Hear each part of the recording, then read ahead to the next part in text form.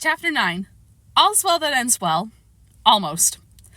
Looking back on that night, I remembered thinking that this whole mess could never be resolved happily. What would become of Bunnicula, my new friend who was suffering from starvation?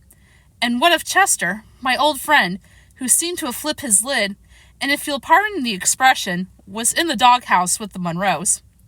Of far great concern, at that time, of course, was my own future. For on that night, all that consumed my thoughts was the fear of the next day's injections. It all seemed hopeless indeed. But looking back on the next day, I could tell you that happy endings are possible, even in situations as fraught with complications as this one was. Early the next morning, we all piled into the car, some of us with greater reluctance than others, and we trundled off to the vet. And by afternoon, we were on our way to solving our problems. The vet worked everything out very nicely.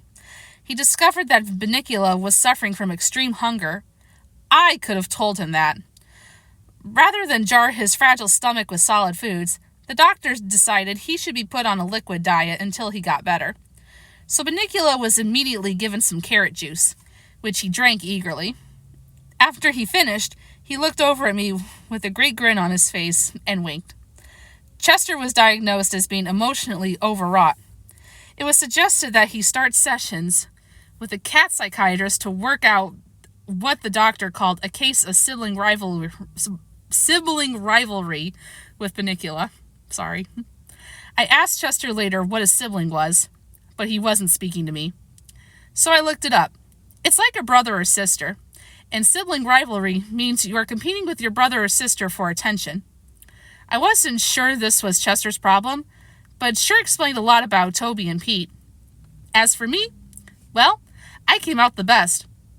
Dr. Wasserman was all set to give me my shots when the nurse came in with my card. "Wait, doctor, this dog doesn't need his shots yet. It's too soon." So I got a pat on the head and a doggy pop instead. Lucky Harold. These days, everything is back to normal in the Monroe household. Almost. Bunnicula liked his liquid diet so much that the Monroes have kept him on it. And oddly enough, there have been no problems with vegetables mysteriously turning white since. Chester, of course, insists that this proves his theory. Obviously, Harold, the liquefied vegetables take the place of the vegetable juices, so Bunnicula has no need to go roaming anymore. He's not a vampire, I said. Nonsense! He's a vampire, all right, but he's a modern vampire. He gets his juices from a blender. Case closed, Sherlock? I queried. Case closed. Oh, Chester. Yes, Harold? What are those two funny marks on your neck? Chester jumped and I laughed. Very funny, he said, as he began to bathe his tail. Very funny. The Monroes never knew anything of Chester's theory. They changed markets, and to this day, they believe they were the victims of a curious vegetable blight. Bunnicula and I have become good friends. He still doesn't say anything, and he snuggles up next to me by the fireplace, and we take long, cozy snoozes together. One night, I sang him a lullaby in the obscure dialect of his homeland, and he slept very peacefully. It was that night that cemented our friendship. Now about Chester. I said that everything was almost back to normal. Almost. Naturally, Chester is the almost. He had been seeing his psychiatrist, Dr. Veergood Katz, twice a week for some time now. He takes his therapy very seriously. The other morning, I was trying to get a little sleep when Chester came over and nudged me in the ribs. Harold, do you realize we've never really communicated? I mean, really communicated? I opened one eye cautiously. In order to communicate, Harold, you have to really be in touch with yourself. Are you in touch with yourself, Harold? Can you look yourself in the mirror and say, I know who I am? I am in touch with the meanness that is me, and I can reach out to the you-ness that is you? I closed my eye. I'm used to it by now. He talks like that all the time. He no longer reads Edgar Allan Poe at night.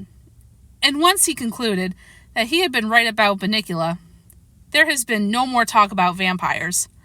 The mark of the vampire sits, its usefulness obsolete, on its shelf. Right now he's reading Finding Yourself by Screaming a Lot. And the other night, when I heard the most awful noise coming from the basement, I didn't even bat an eyelid. I knew it was just Chester finding himself, as he calls it. He explains to me that he's getting in touch with his kittenhood, and I've told him, that's fine. Just let me know when he's going to do it, so I can be elsewhere. I've had enough trouble from Chester's adventures. So that's my story, and the story of a mysterious stranger who no longer seems quite so mysterious, and who is definitely no longer a stranger.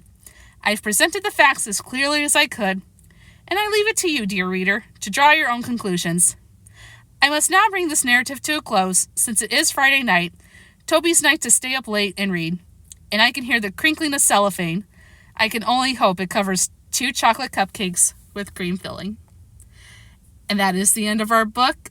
To my sister, my niece, and especially my nephew, thank you guys for recommending this book. And everybody, if you want me to read more Bunnicula books, please comment down below, and I will see y'all for the next one.